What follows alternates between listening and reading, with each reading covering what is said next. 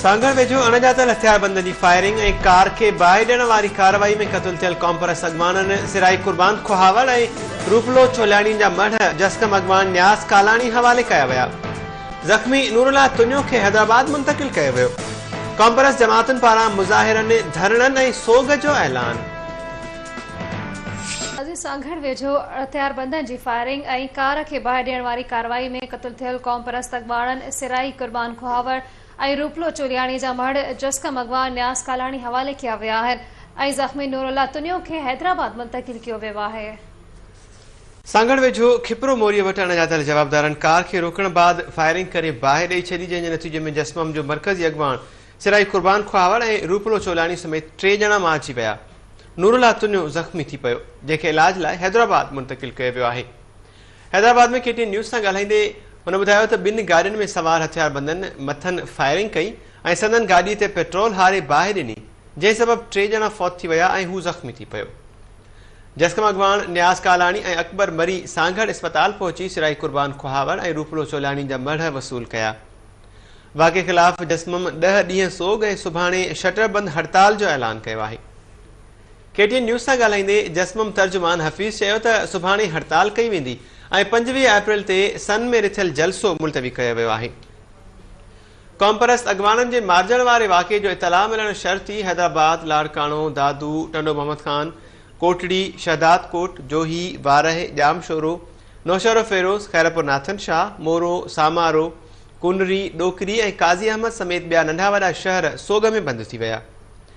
हैदराबाद जे कासमाबाद वारे इलाइक़े में अणॼातल माण्हुनि हवाई फायरिंग कई, जंहिं सबबु ख़ौफ़ विचां दुकान बंदि थी विया। दादू में मछरल माण्हू रस्तनि ते निकिरी आया ऐं फायरिंग करे दुकान बंदि कराए छॾिया। कोटड़ी में वाक़े ख़िलाफ़ अणॼातल मोटरसाइकिल सवार हथियारबंदनि हवाई फायरिंग कई, जंहिं सबबु माण्हुनि में भाॼ पइजी वई, जंहिं बाद शहर मुकमल तौर बंदि थी वियो। सकरन में कॉम्परस अॻवाननि जे मारिजण वारे वाक़े ख़िलाफ़ ॾंडे बरदार माण्हू रस्तनि ते निकिरी आया ऐं शहर जे मुख़्तलिफ़ हंधनि ते हवाई फायरिंग पिणु कई, जंहिं बाद शहर ख़ौफ़ विचां मुकमल तौर बंदि थी वियो। कंबर ऐं ठरी मीरवाह में वाक़े ख़िलाफ़ अणॼातल मोटरसाइकिल सवार माण्हुनि हवाई फायरिंग करण बाद क्रैकर्स जा धमाका कया, जंहिंजे नतीजे में शहर ख़ौफ़ विचां बंदि थी वियो। टंडो आदम में अणॼातल माण्हुनि लठियूं खणी शहर बंदि कराइण जी कोशिशि कई, जंहिं दौरान पुलिस 3 ॼणनि खे गिरफ़्तार करे वरितो।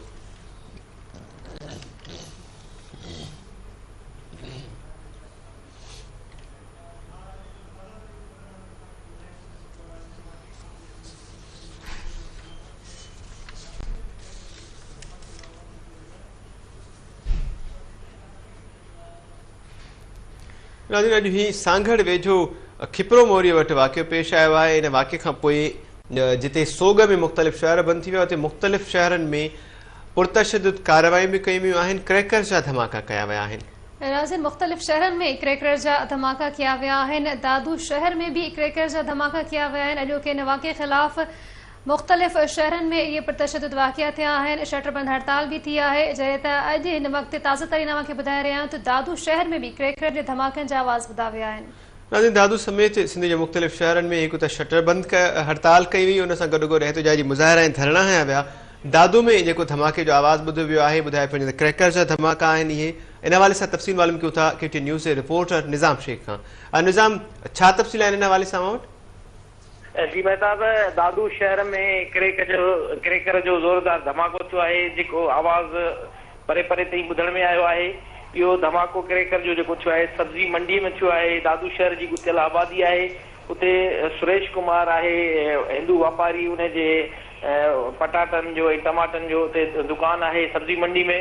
उनजी छित जे मथां इहो क्रेकर जो धमाको करायो वियो आहे, जंहिं सबबु ज़बरदस्त ख़ौफ़ ऐं हिरास वारो आलम आहे। उते वॾे तादाद में माण्हू गॾु थी विया आहिनि, उते पुलिस बि पहुती आहे, पर हिन क्रेकर जे धमाके सबबु को बि जानी या माली अञा ताईं को नुक़सानु कोन थियो आहे ऐं इहो बचाव थी वियो आहे। पर हिन धमाके जे करे इलाइक़े में जेको आहे सो ज़बरदस्त ख़ौफ़ ऐं हिरास वारो सूरत हाल आहे ऐं नामालूम माण्हुनि पारां इहो क्रेकर जो जेको धमाको कराए उहो फरार थी विया आहिनि। जी अच्छा निज़ाम, मजमूई तौर ते शहर जी सूरत हाल ॿुधायो। अॼु मंझंदि जो जॾहिं वाक़ियो पेश आयो, उन खां पोइ दादू शहर बि मुकमल तौर ते बंदि थी वियो, हाणे ही क्रैकर जो धमाको थियो आहे, मजमूई सूरत हाल कीअं आहे दादू शहर जी?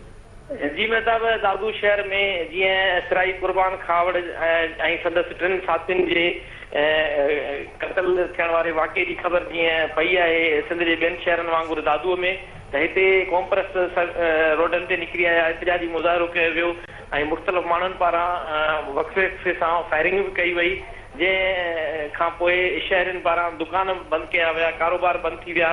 शाही बाज़ार, स्टेशन रोड, न्यू चौक, सिनेमा चौक जा दुकान समूरा बंदि हुया। ख़ौफ़ ऐं रात वारो आलम हुयो। हींअर जॾहिं शाम थी आहे त वरी थोरो थोरो कारोबार जीअं ई खुलियो आहे त हींअर वरी ॿीहर इहो धमाको थियो आहे ऐं सुभाणे जेको ऐलानियल हड़ताल जो सॾु आहे उनखे कामयाबु कराइण लाइ जेके इहे चयो थो वञे त धमाका कराए पिया वञनि, त जीअं सुभाणे शटर बंदि हड़ताल जो सॾु ॾिनल आहे।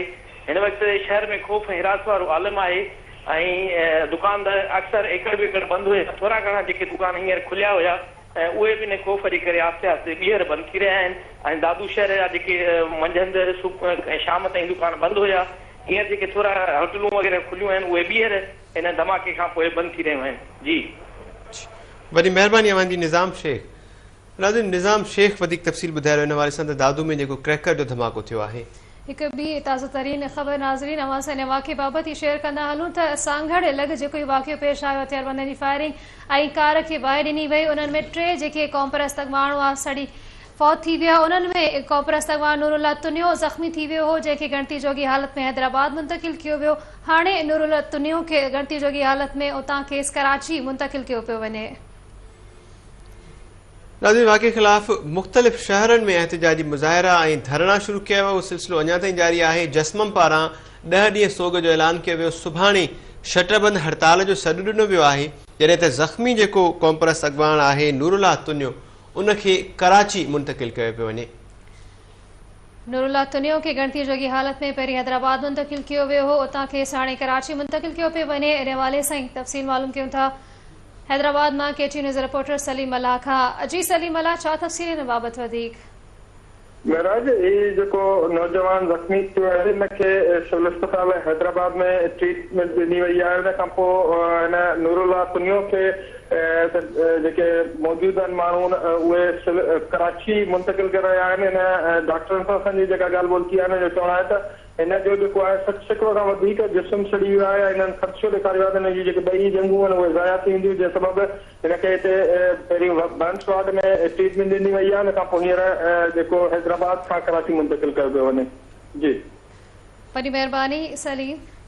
नाज़रीन, सलीम अल्लाह तफ़सील ले रहे हो त इन वाक़े दौरान कॉम्प्रेस अॻवान नूरुल्ला तुनियो ज़ख़्मी थी वियो हो, जंहिंखे हैदराबाद सिविल अस्पताल जे बंस वार्ड में गणती जोगी हालत में दाख़िल कियो वियो हो। डॉक्टर जो चवणु आहे त 60 खां वधीक सैकड़ो जेको आहे 60 सैकड़ो खां वधीक उन जो जिस्म सड़ी चुको आहे। हाणे खेसि कराची मुंतक़िल कयो पियो वञे।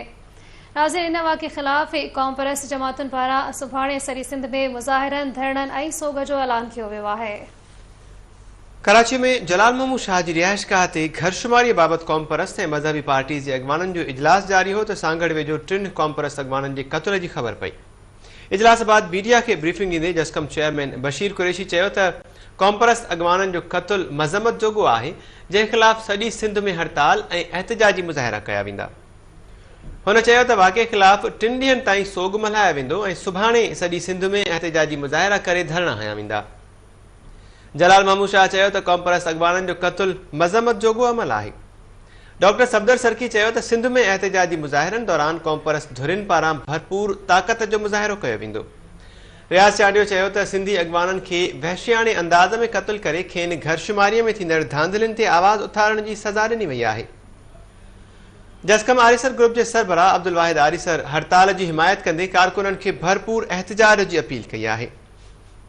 जेसिन मुतहदा महाज जो चेयरमैन शफ़ी बुरफत पंहिंजे बयान में एहतिजाज जो ऐलान करण ते कॉम्प्रेस धुरिन जा थोरा मञींदे चयो आहे त एहतिजाज ऐं हड़ताल दौरान कंहिं बि सिंधीअ जे कारोबार खे नुक़सान न पहुचणु घुर्जे।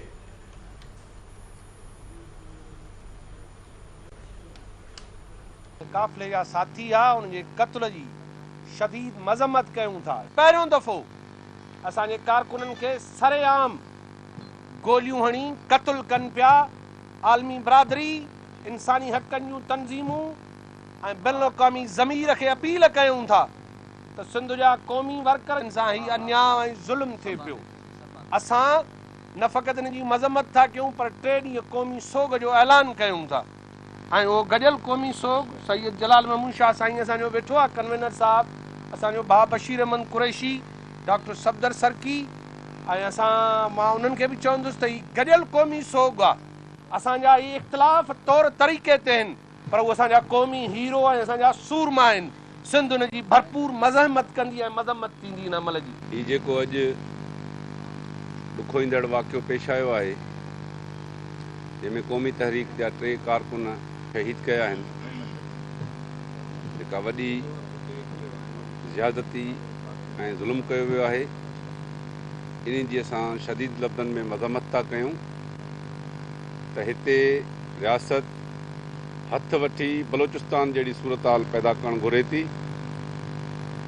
मुसलसिल क़ौमी तहरीक जे कारकुननि खे अगवा करणु, टॉर्चर करणु ऐं उन्हनि खे एॾे वहशाना अंदाज़ में शहीद करणु इंतिहाई मज़म्मत जोॻो अमल आहे। इन जे लाइ 3 ॾींहं सोग जो ऐलान कयूं था ऐं कंहिं बि तरह सां इहा ज़्यादती क़ौमी तहरीक बर्दाश्त न कंदी ऐं वधीक हिकमत अमली असां पाण सॼी सिचुएशन खे मालूम करे पोइ अख़्तियार कंदासीं। असां जमियत उलमा इस्लाम जे तरफ़ां